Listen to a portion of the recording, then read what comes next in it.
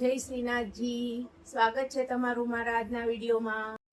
Friends, તો આજે આપણે ગુંદાનો સંભારો બનાવવાના છીએ. તો એની રેસીપી તમને આપું છું, ગુંદાના સંભારાની. સૌપ્રથમ ગુંદા ધોઈને રાખી દીધા છે મેં. પછી ગુંદાનો આવી રીતના બી કાઢી લેવાનો છે. ગુંદાને ભાંગી અને એના બી કાઢી લેવાના છે આપણે.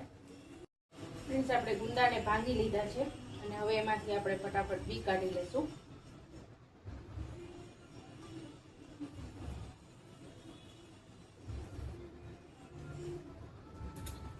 ફ્રેન્ડ્સ, અત્યારે ગુંદા ખાવા શરીર માટે બહુ સારા છે, એના ઘણા બધા બેનિફિટ્સ છે. એટલે ગુંદા તમે ગમે એ રીતે, ગુંદાનું અથાણું તો આપણે બનાવતા જ હોઈએ છીએ, પણ આજે આપણે ગુંદાનું શાક વચ્ચે બનાવીને મેં તમને રેસીપી મૂકેલી છે, જરૂર જોજો.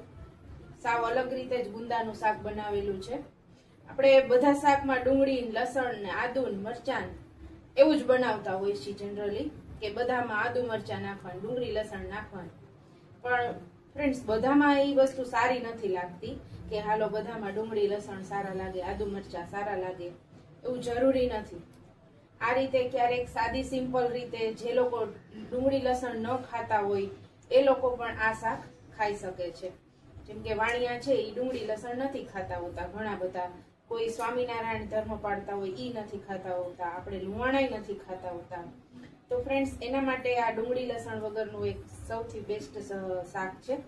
અને આજે આ સંભારો બનાવું છું, તે પણ તમે જોજો. તમને આ રેસીપી મારી જરૂરથી ગમશે. ફ્રેન્ડ્સ, હવે આપણે એક મસાલો બનાવવાનો છે ગુંદામાં ભરવા માટેનો. એમાં મેં 1 વાટકી ચવાણું લીધું છે. એમાં 2 ચમચી સિંગદાણાનો ભૂકો નાખેલો છે. હું ભૂકો કરી જ રાખું છું, પણ આમાં સરસ રીતે ગ્રાઇન્ડ થઈ જાય એટલા માટે મેં નાખ્યો છે. બધો મસાલો એકી સાથે મિક્સ કરી લેશું. 1 ચમચી 1.5 ચમચી જેટલો મેં આ ચણાનો લોટ શેક્યો છે, 1 વાટકી. અને એમાં મેં પા વાટકીથી થોડુંક વધારે ધાણા જીરું મિક્સ કરી દીધું છે.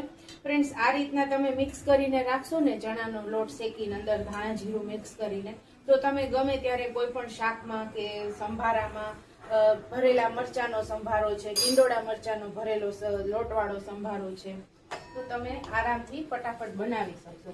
એટલે હું સિંગદાણા અને તલને શેકી અને એક અલગ ભરી રાખું છું, અને એક હું આ ચણાનો લોટ શેકી રાખું છું.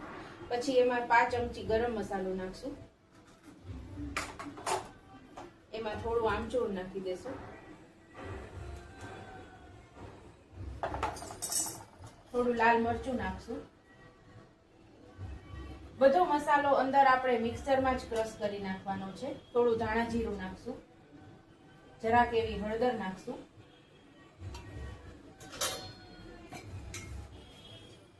1 ચમચી ખાંડ નાખશું.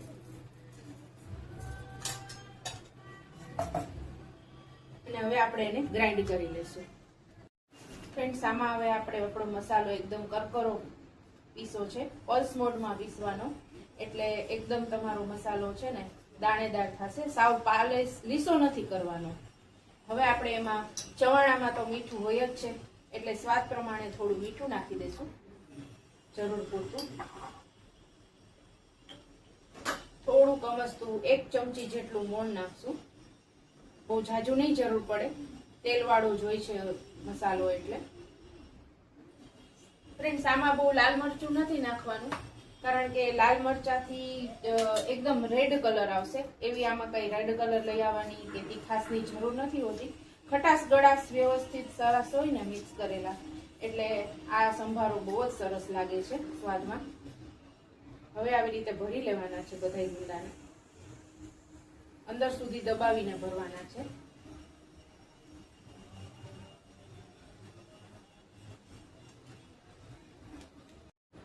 ફ્રેન્ડ્સ, તો હવે આપણે ગુંદા બધા ભરાઈ ગયા છે, તમે જોઈ શકો છો. મારે આટલા બધા ગુંદા સંભારામાં એટલે બનાવવા પડે છે કે મારા પાડોશીને મારા ગુંદા બધા બહુ જ ભાવે છે, એટલે એ લોકોને મારે દેવાના હોય છે. એટલે મેં આજે ગુંદા થોડાક ઝાઝા બનાવ્યા છે. 3 થી 4 ચમચી તેલ મૂકશું. ગુંદાના સંભારામાં તેલ થોડુંક વધારે હોય છે, એટલે તો જ સરસ ચડે છે અને ટેસ્ટ પણ સારો આવે છે.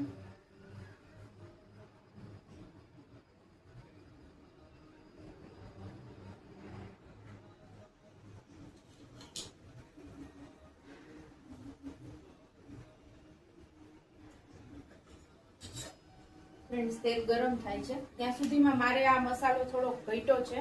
તો મેં તમને કીધું હતું ને કે હું આવી રીતે ચણાનો લોટ ને ધાણા જીરું શેકીને રાખું છું. આપણે ગમે ત્યારે આવું બને ને તો આવી રીતે ચણાનો લોટ લઈ લેવાનો 2 ચમચી 2 થી 3 ચમચી. તમારે ગુંદાની ક્વોન્ટિટી કેટલી છે એના પ્રમાણમાં સેજ મસ્તું મીઠું નાખી દેવાનું, મરચું નાખી દેવાનું. આપણે જે મસાલા કર્યા છે ને એ બધા રિપીટ કરી દેવાના થોડા થોડા.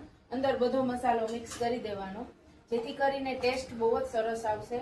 અને એમ તમને સંભારો આ બનાવીને ખાશો ને તો તમને એમ થશે કે ના આ સંભારો સીઝન આવે ત્યારે ગુંદાની ત્યારે બનાવવો જ છે એમ. બધું થોડો થોડો મસાલો ફ્રેન્ડ્સ પાછો એડ કરી દેવાનો છે આપણે અને એકદમ મિક્સ કરી નાખવાનું. આપણું તેલ થઈ ગયું છે. આપણે એમાં રાઈ નાખી દઈશું. રાઈ આમાં થોડી વધારે હોય છે. રાઈ નાખી દઈશું. જીરું નાખશું.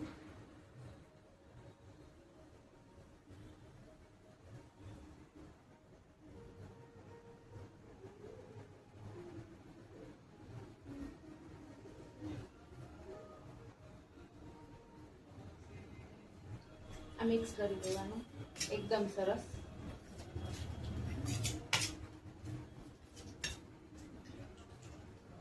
જો આવી રીતે એકદમ મિક્સ કરી દેશો ને પછી તમારે એમ થાય કે આ લોટનો અમને સંભારો આ લોટ ઓછો લાગે છે તો પછી તમે આવી રીતે ઉપર આ મસાલો છાંટી દેશો ને એટલે લોટ આપણો શેકેલો છે એટલે કાચો પણ નહીં લાગે અને ફટાફટ થઈ જશે. કાચો લોટ નાખી તો આપણને એમ થાય કે પાછો સંભારામાં ઉપર કાચું લાગશે. હવે આમાં ઘી નાખી દઈશું. ગુંદા વઘારશું. થોડી વાર આમના ફેરવશું. ગુંદાથી ચડતા વાર નથી લાગતી એટલે ફટાફટ ચડી જશે. થોડું એવું મીઠું સ્પ્રિંકલ કરશું જેથી કરીને આપણા ગુંદા જલ્દીથી ચડી જાય. ફ્રેન્ડ્સ મીઠું એ રીતે જ નાખવાનું કે વધારે ન થઈ જાય એનું ખાસ ધ્યાન રાખવાનું છે. જુઓ ફ્રેન્ડ આ રીતે આપણા ગુંદા થઈ જશે. જુઓ દેખાય છે ને ગુંદામાં તેલ થોડુંક આગળ પડતું હોય છે. વધારે તેલ હોય તો જ ગુંદા સારા લાગે છે. ફ્રેન્ડ્સ આપણે ગુંદા ચેક કરશું.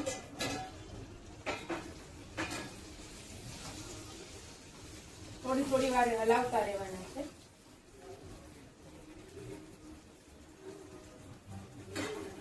તમને એમ થાય કે આમાં નથી ઝડપથી ચડાવવા છે મારે મોડું થાય છે તો ફ્રેન્ડ્સ થોડુંક ઉપર આપણે પાણી મૂકી દેવાનું એટલે આપણા ગુંદા ઝડપથી અંદર વરાળથી બફાઈ જશે અને ઝડપથી આપણો સંભારો રેડી થઈ જશે. તો ફ્રેન્ડ્સ આપણા ગુંદા થઈ ગયા છે. જુઓ તમે જોઈ શકો છો અને હું તમને બતાવી પણ દઉં કે છરીથી કટ પણ થઈ જાય છે. જુઓ થઈ ગયા છે ને, ચડી ગયા છે આપણા ગુંદા એકદમ. હજી આપણે એને 1 કે 2 મિનિટ આવી રીતે રાખી મૂકશું એટલે એકદમ સોફ્ટ થઈ જશે. દાંત વગરના પણ છે ને આ શાક સંભારો ખાઈ શકે ને એટલો સરસ આ સંભારો બને છે ગુંદાનો. આપણે ઉપર પાણી મૂકીને ચડાવ્યા તો ફટાફટ ચડી ગયા ગુંદા. એટલા માટે હજી આને આપણે 2 થી 3 મિનિટ માટે રાખી મૂકશું. હજી ફ્રેન્ડ્સ તો આપણા ગુંદા થઈ ગયા છે. તમે જે ઉપર પાણી મૂકવું હોય ને એ તમે થોડુંક એમાંથી 2 કે 3 ચમચી જેટલું આમ ઉપર નાખી દેવાનું. થોડુંક 3-4 ચમચી જેટલું પાણી હોય ને વધ્યું હોય ને એ નાખી દેવાનું. પછી આ લોટ નાખી દેવાનો. આપણે જે મિક્સ કરેલો હતો ઘટ્યો હતો ને એ વધારે હોય તો ફ્રેન્ડ્સ કઈ વાંધો જ નથી. ઓછો લાગે તો જ તમારે આવી રીતે કરવાનું હતું. જો હવે આપણા ગુંદા એકદમ મિક્સ થઈ ગયા છે.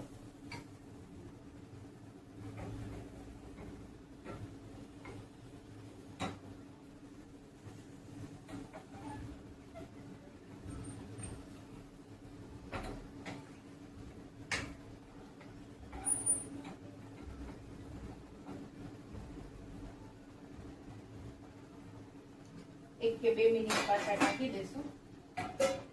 2 મિનિટ માટે ઢાંકી દેશું અને ગેસ બંધ કરી દેશું. ફ્રેન્ડ્સ તો હવે 2 મિનિટ પછી આપણા ગુંદા એકદમ સરસ થઈ ગયા છે. તમે જોઈ શકો છો. જુઓ છે ને, આ ગુંદાનો સંભારો આપણો રેડી છે. આપણે હવે એને એક બાઉલમાં કાઢી લેશું.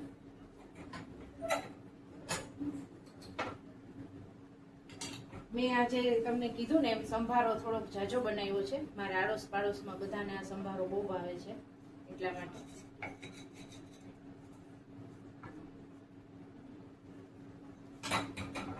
તો મિત્રો, આપણો આ ગુંદાનો સંભારો રેડી છે જમવા માટે. આની સાથે રસ, રોટલી, ભીંડાનું શાક, દાળ ને ભાત બનાવેલા છે મેં આજે. તો મારો વિડીયો તમને કેવો લાગે છે, લાઈક, શેર અને સબસ્ક્રાઇબ કરી દેજો અને જરૂર કોમેન્ટ કરજો.